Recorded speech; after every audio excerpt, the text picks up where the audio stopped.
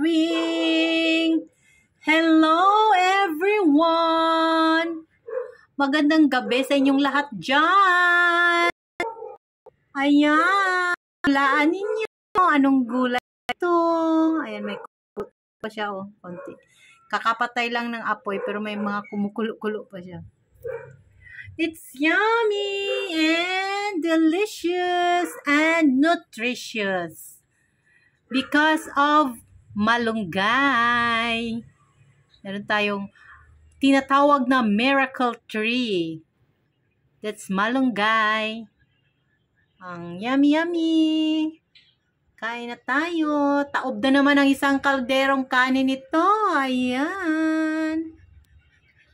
Anong sahog natin dito? Ang sahog natin ay pritong isda at mayroong maliliit na hipon.